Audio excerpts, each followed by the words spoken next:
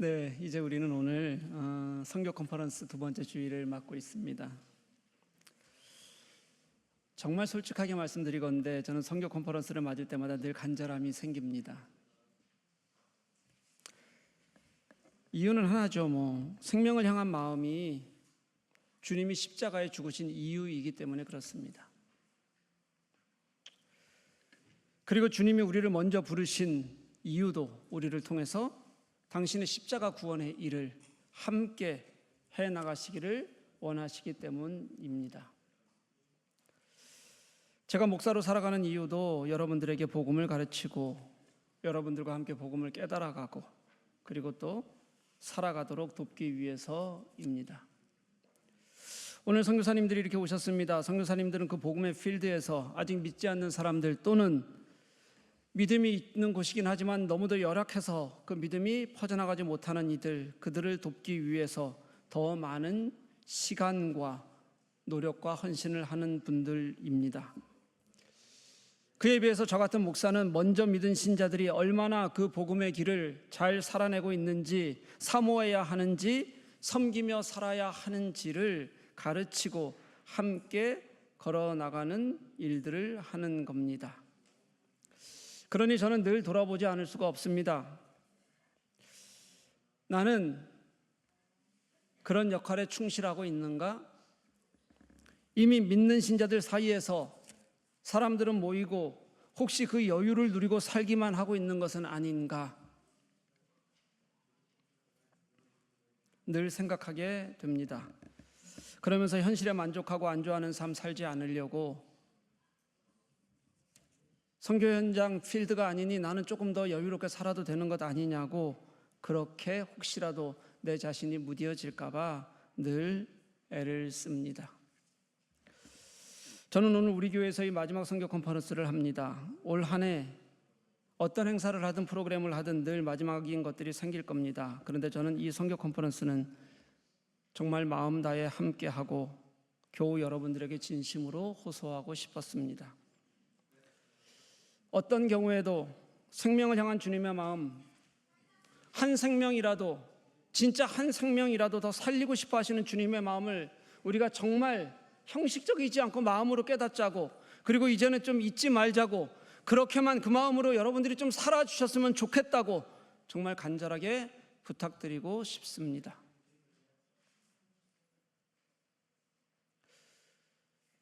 그렇게 저는 지난주, 이번주 여러분들과 마주하고 있습니다. 오늘 본문은 우리가 지난 부활주일에 한번 설교했던 말씀입니다. 지난 부활주일에는 부활의 경험을, 그 능력을 함께 나누는 것에 대해서 말씀을 나누었는데 오늘은 조금 더 다른 관점에서 한번 보고 싶습니다. 오늘 말씀 본문을 보면 여러분, 예수님의 부활을 듣고도 믿지 않은 사람들, 그런 제자들에게 나타나셔서 예수님이 책망하시는 모습이 오늘 본문은 주를 이루고 있습니다. 마가는 부활의 기쁨이 없었던 게 아닐 거예요. 당연히 부활의 기쁨이 컸을 것인데도 불구하고 그 기쁨을 말하는 것보다는 그 부활을 믿고 전하는 것이 얼마나 중요한지를 다른 복음서보다 훨씬 더 중요하게 여기고 있습니다. 마가의 기록뿐만 아니라 이어지는 예수님의 말씀도 마찬가지입니다. 15절 16절 상반절 말씀을 보면 너희는 온 천하에 다니며 복음을 전파하라. 믿고 세례를 받는 사람은 구원을 얻을 것이다.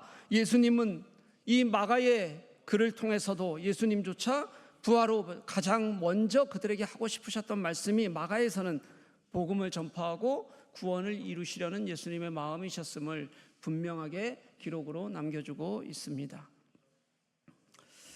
주님의 생각과 뜻은 아주 분명한 것 같아요. 이 마가복음을 읽어보면요,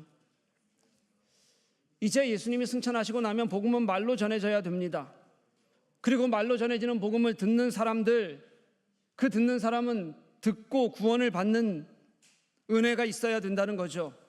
그런데 오늘 여러분 본문을 보면 오늘 본문에 나오는 사람들의 아주 분명한 하나의 기준이나 법칙 같은 게 있는 것처럼 보여요.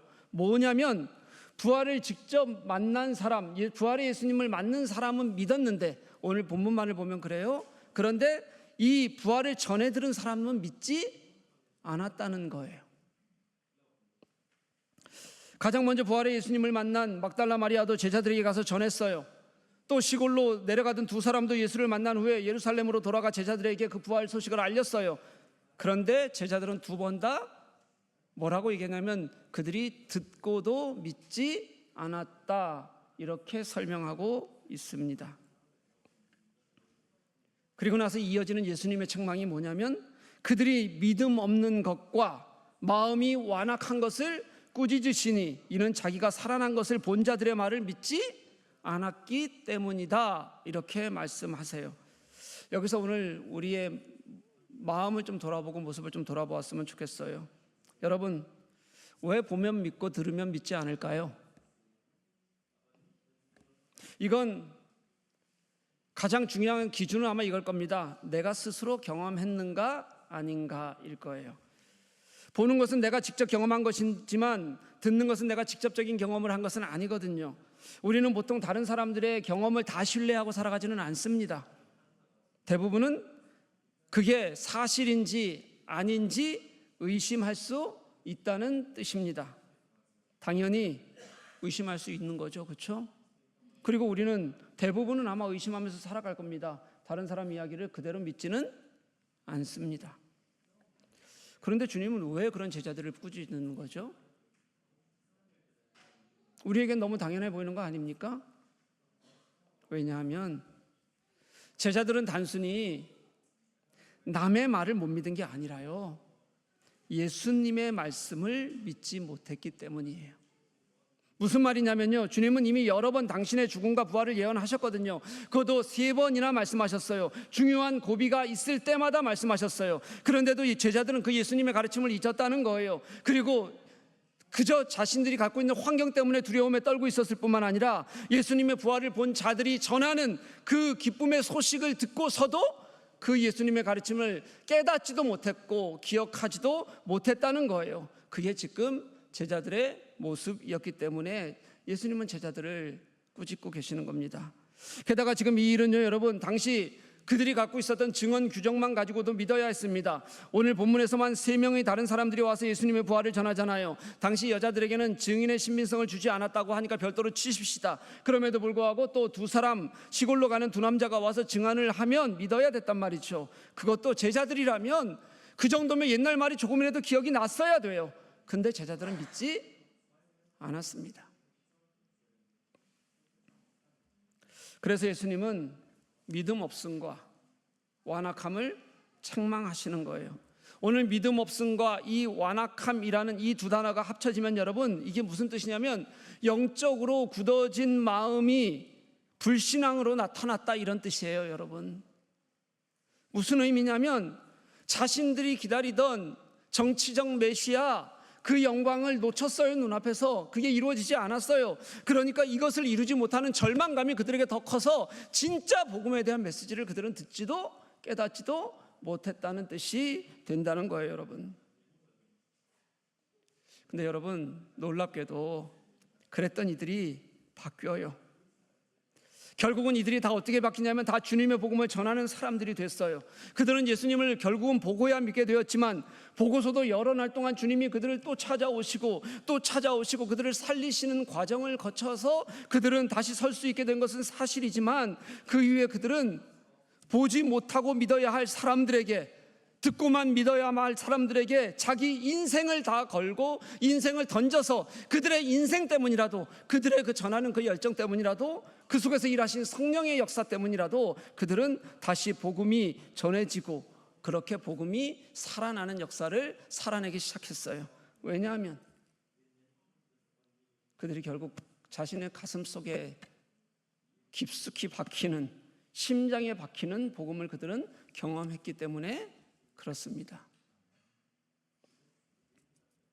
처음에는 부족한 사람들이었지만 복음을 보고 복음을 알고 깨닫게 되면서 그들은 더 이상 세상이 아니라 그들 심장 속에 있는, 정말 살아나셔서 우리들에게 당신의 복음심을 알려주신 그 주님께 마음을 돌리게 되었다는 뜻이에요.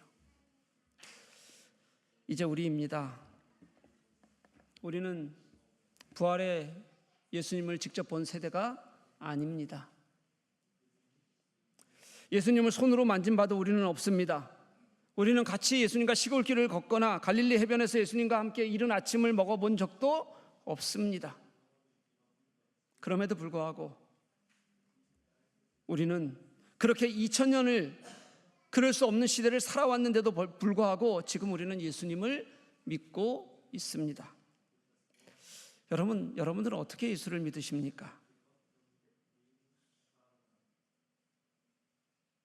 우리는 예수를 듣고 믿은 것이고, 그리고 믿으면서 예수를 경험했기 때문에 지금 점점 더 예수 믿는 삶을 살려고 노력하는 거 아닙니까? 조금만 더 생각해 보면 어쩌면 우리는 초대교회의 그 뜨거웠던 복음의 현장보다 더 많은 증거를 갖고 있는 사람들인지도 모르겠습니다. 우리에게는 제가 요즘 계속 말씀드리는 것처럼 성경이 우리들에게 있습니다. 예수님의 모든 것이 예언되어져 있고 예수님의 죽음과 부활까지도 그 모든 예언이 성취되는 과정을 복음서가, 우리가 읽어나가는 복음서가 다 기록하고 있습니다. 보지 못한 사람들이 믿었어요, 그 이후에는. 그리고 그들이 어떻게 복음을 믿고 뜨겁게 그 복음의 현장을 살아갔는지 복음서 이후의 글들도 우리들에게는 넘치게 많습니다. 이것이 다 기록되어져 있는 이 성경을 우리는 알고 있고요. 그리고 2000년 동안 이 성경이 우리 속에 역사하셔서 얼마나 수없이 많은 생명들을 살리셨는지, 그리고 교회 역사를 통해서 그 놀라운 하나님의 구원의 일을 하고 있는지를 우리는 경험하며 살아가는 사람들이 되었다는 뜻입니다. 그래서 우리 안에 그 근거를 가지고 우리는 예수님을 믿습니다. 그런데 여러분, 그렇게 예수를 믿는데 우리는 점점 더 무디어가는 것 같아요. 육신의 문제에 대해서는 정말 목숨을 걸어요. 육신의 문제에는 작은만 어려운 일이 생겨도 어쩔 줄 몰라 해요. 그런데 영혼의 문제는 우리는 너무 쉽게 생각하는 것 같습니다. 너무 편안하게 생각해요. 영혼이 죽어가는데 아무렇지도 않은 사람들이 너무 많아요. 아마 대부분 내가 은혜 받는다고 하면서도 내 주위의 영혼들 죽어가는 거 정말 별 관심 없이 보고 있을 겁니다, 여러분.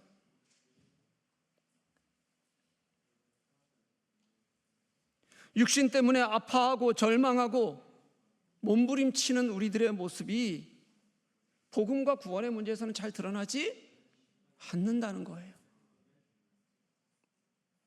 심지어 내 가족이 하나님 없이 살아가는데도 우리는 괜찮잖아요. 심지어 내 자녀들이 복음 없이 살아가는데 별 관심 없어요. 애들이 크면 지가 알아서 믿겠죠. 하나님이 그냥 버려두시겠어요? 가장 흔하게 하는 말이 되어버렸어요, 우리들에게. 사랑하는 교회 여러분, 이상하지 않습니까 혹시? 제가 지난달 가정의 달 온가족 기도회에서도 한번 말씀드린 적이 있는데, 우리 사랑하는 사람을 먼저 보냈던 기억들 한번 떠올려 보시겠습니까? 그러면 우리가 그렇게 슬퍼해요, 여러분. 큰 상실감을 느껴요. 연세가 많은 부모님을 보내도, 그리고 보내기까지 꽤 긴 시간을 마음으로 준비해도 다시 못 본다는 슬픔이 있어요, 우리들에게. 그 너무 크게 다가오는 건 당연한 거겠죠, 여러분. 그런데 저는 그런 우리가 육신의 안타까움을 가지는 만큼 좀 영혼의 구원에 대해서도 안타까움을 좀 가졌으면 좋겠다는 거예요. 정말 내가 사랑하는 그 생명이 꺼지기 전에 주님을 전하고 싶은 간절함이 우리들에게 없다니까요, 여러분. 그분이 예수를 믿지 않는데 말씀 전하고 싶은 것보다는 그냥 얼굴 한 번 더 보고 싶은 마음이 우리에게는 훨씬 커요. 근데 안타깝게도 대부분이 그래요. 대부분이.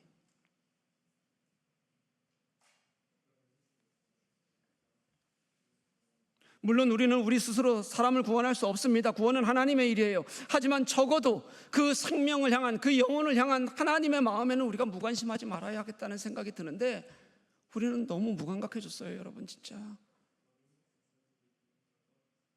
그렇게 뜨겁게 찬양하고 기도하는 사람들이 그 영혼의 문제에서 아무런 생각을 하지 않아도 괜찮아졌다고요, 우리가. 여러분, 이거 너무 이상하지 않습니까, 진짜? 괜찮은 게 너무 괜찮은 거예요? 당연한 거예요, 여러분?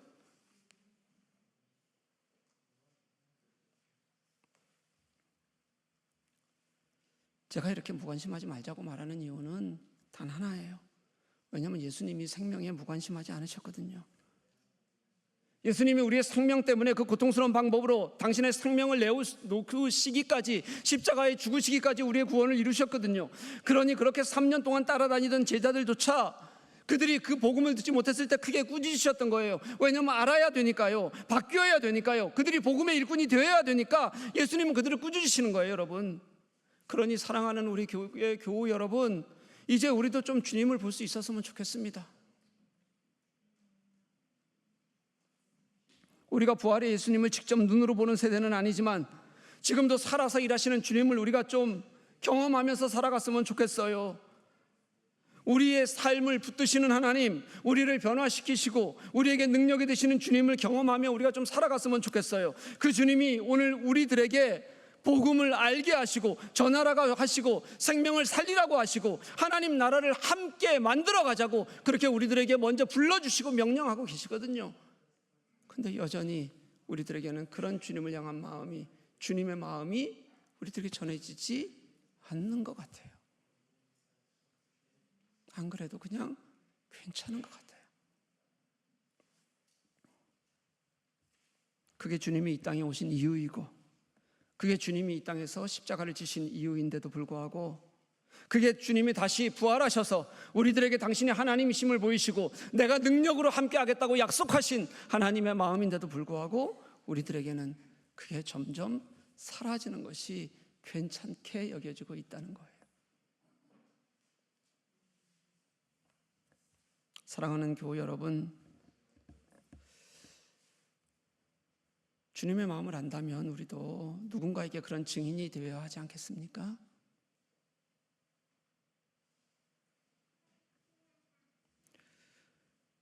여러분, 우리 때문에 누군가 살아나는 역사가 우리들의 삶의 현장에서 경험되어야 되지 않겠어요?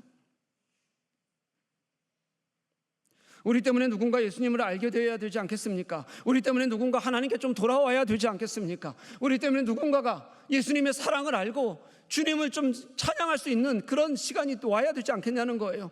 지금까지 우리가 세상의 유익을 쫓아가고 그 일에 온 마음을 다하고요, 모든 것을 쏟아붓고 그게 마음대로 되지 않으면, 세상의 일이 마음대로 되지 않으면 정말 절망하고, 그리고 그걸 회복하기 위해서 그렇게 모든 것을 또 쏟아놨던 우리들이 그렇게 살아가는 것에 애썼다면, 이제 우리가 주님이 나를 위해 하신 일에, 하나님이 이 땅에 오셔서 하신 일에 우리의 마음이 가고 우리의 정성이 가는, 그래서 우리가 그 하나님의 마음이 깨달아지고 감동되어지고 결단하는 그런 시간이 우리들에게 여러분 이제 주님 앞에서 좀 있어야 되지 않겠냐는 거죠.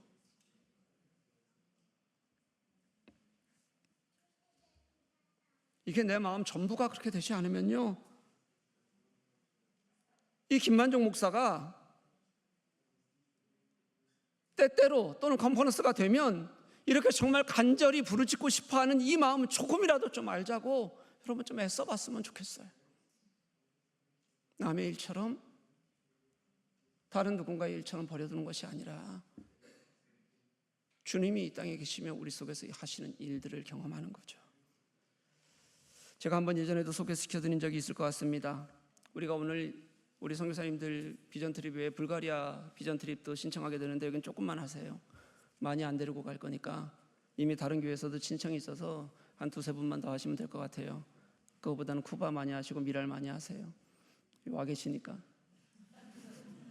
거기는 이번에 소수만 갈 거예요. 그러니까 많이 할 필요 없어요. 제가 왜 이렇게 말씀드리냐면 가까운 데니까 또 짧으니까 거기 신청하려는 사람들이 많이 생기거든요. 안 받습니다. 네. 이 불가리아 선교사님, 이경찬 선교사님께 들은 말입니다. 어쩌면 여러분들이 흔하게 듣는 말인지도 모르겠어요. 저는 많이 여기저기서 들었던 간증처럼 보이는데 예수님의 말씀하심에 대한 선교사님의 순수한 응답이 참 마음에 와닿아서 여러분들에게 좀 소개하려고 합니다. 이경찬 선교사님은 가난한 시골 마을의 집시교회를 두 군데를 섬기고 있습니다. 그들을 돕고 예배하다 보면 속상한 일이 그렇게 많답니다. 집시들이요, 여러분. 그들은 집시이면서 무슬림 신자 있는 사람들이거든요, 대부분들. 그들은 사회성 교육이라는 게 거의 되어 있지 않다는 거예요. 그러니까 남에게 피해를 주는 게 무엇인지 아닌지 이런 걸 잘 모른다는 거예요, 여러분. 그 대신 습관적인 원망과 비난은 굉장히 익숙해 있다는 겁니다. 그래서 집시들에게는 조급함을 버려야 된다 그래요. 그리고 기다려주면서 사역을 해야 한다는 거죠. 그런데 그런 걸 잘 모르던 사역 초기에 정말 답답하고 힘들었던 기억들이 너무 많았다는 거죠. 사역 초기에는 잘 모르니까요. 그 사역 초기에 어느 날 주일에 사역을 하다가 정말 큰 일이 벌어져서 너무 크게 실망하고 힘들고 마음이 아픈 일이 생겼는데, 그게 커지면서 예배를 마치지 못하고 중단하고 돌아와야 하는 일이 생겼다는 거예요, 여러분. 그리고 집에로 다시 돌아가는 거죠. 긴 시간을 운전을 해서. 아무리 내가 이렇게 마음으로 해도 왜 저 사람들은 나에게 원망을 하고 시비를 하는 걸까, 이런 마음이 너무 컸어요. 그러니까 정말 고통스러운 마음으로 집에 돌아가는 거죠. 집에 돌아가면서 별별 생각이 다 들었어요, 여러분. 화도 나고 내가 왜 저런 사람들 도우면서 선교해야 하나 하는 마음도 들고요, 하는 마음에 너무 힘들고. 그렇게 돌아가는 내내 자신이 얼마나 패배자처럼 느껴졌겠습니까? 나는 왜 이렇게 하는 일마다 안 되지? 왜 이렇게 와서 이곳에서 이렇게 헌신하려고 하는데 이렇게 어렵고 힘만 들지? 그럴 땐 여러분 꼭 뭐가 와요?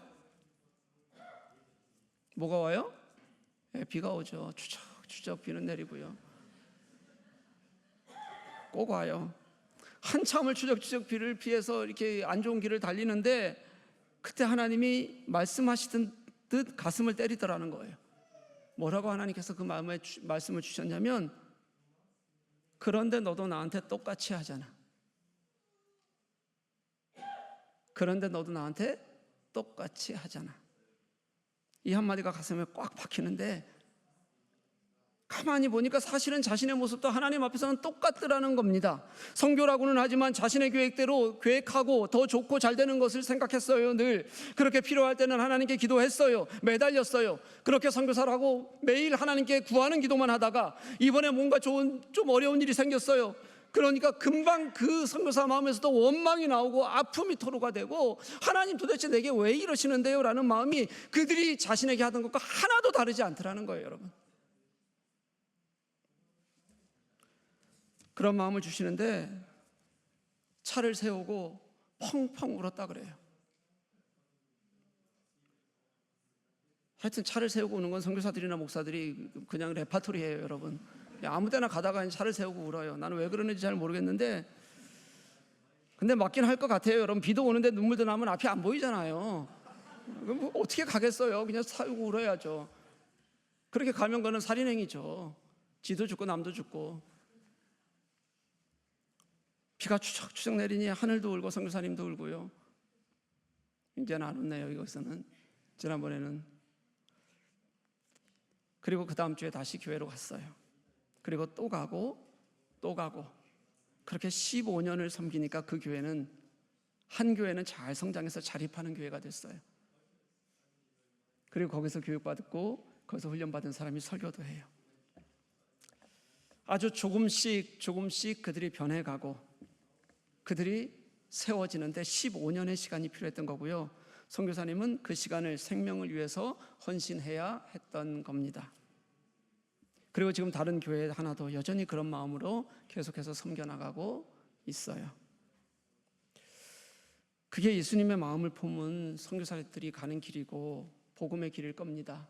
여기 계신 세 분 선교사님도 차 세우고 울었는지 안 울었는지 제가 잘 모르지만 하여튼 같은 마음으로 늘 섬기고 계실 겁니다.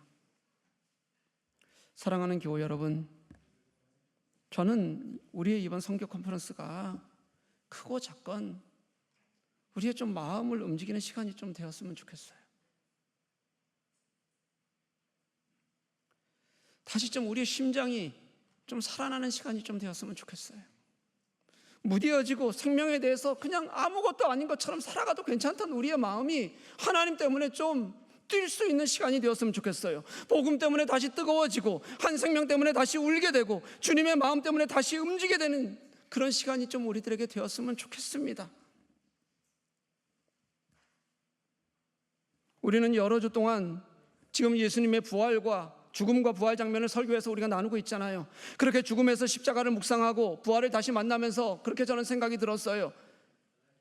우리가 부활을 가장 기뻐할 수 있는 방법이 뭘까?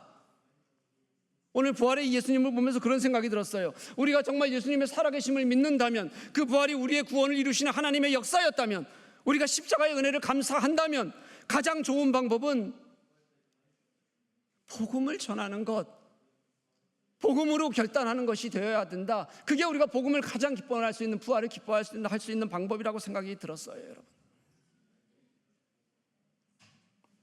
사랑하는 교회 여러분, 우리 이번 컨퍼런스가 그런 기쁨과 감동의 시간이 있었으면 좋겠어요. 우리 이제 좀 생명을 살리는데 여러분, 몇 명이 하는 일이 아니라 여기 있는 대다수가 좀 마음이 갔으면 좋겠어요. 움직였으면 좋겠어요. 내가 여기에 앉아있는 이유를 주님 안에서 좀 증명해냈으면 좋겠어요. 그렇게 복음을 뜨겁게 살아갔으면 좋겠어요. 그것이 주님이 십자가를 지신 이유이고, 그것이 부활하신 예수님의 이유라는 것을 우리가 알았으면 좋겠어요. 그래서 오늘 이 자리에 우리를 남겨두신 것이, 오늘 이 자리에서 그 주님을 경험하라 하시는 하나님의 마음이라는 것을 깨달아 아는 저와 여러분이 되었으면 좋겠어요. 여러분, 혼자 하기는 어렵죠. 혼자는 안 돼요. 그런데 우리가 함께 같이 가겠다고 하면, 우리가 같이 그 길을 즐거이 가겠다고 하면 백리길도 십리길처럼 느껴지게 갈 수 있어요. 여러분, 선교에서 늘 그런 것을 경험해요. 여러분, 그렇게 어렵고 힘든 것 같은데 그 안에 하나님께서 허락하신 기쁨이 있는 것들을 늘 경험한다고요. 그래서 우리 여러분 같이 하자고 권면하는 겁니다.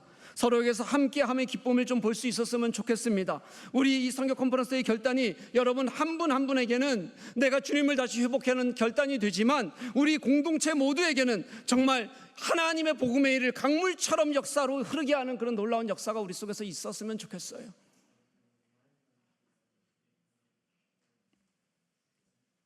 주님이 우리를 먼저 살리신 은혜가 있잖아요. 주님이 지금도 우리를 포기하지 않고 붙들고 계시는 이유가 있잖아요. 여러분, 주님이 실패한 제자들조차 다시 세우셔서 사용하신 것처럼 우리에게도 그렇게 하시기를 원하고 계시는 주님의 마음이 있잖아요.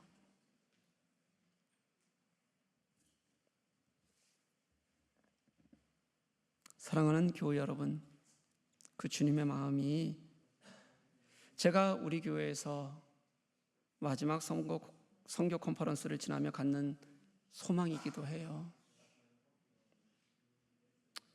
여러분, 잘 안 느껴지면요, 그래 너는 떠들어라, 나는 그래봤자 내 마음은 그냥 차가워, 아무렇지도 않아, 다음 주면 나는 이 교회 또다시 몇 주 빠지고 그 다음 주에 올 거야 생각하시는 분들이 혹시 있다면, 지금까지 부족했던 제 사역에 주는 여러분들의 응원이라도 되어줬으면 좋겠어요. 그렇게 1년 여러분 정말 뜨겁게 하나님을 사랑하는 마음, 우리 저와 마지막으로 한번 해보시면 어떻겠습니까? 사랑하는 교회 여러분, 우리 지금 이 자리에서 서로 함께 생명을 살리자고 일어서고,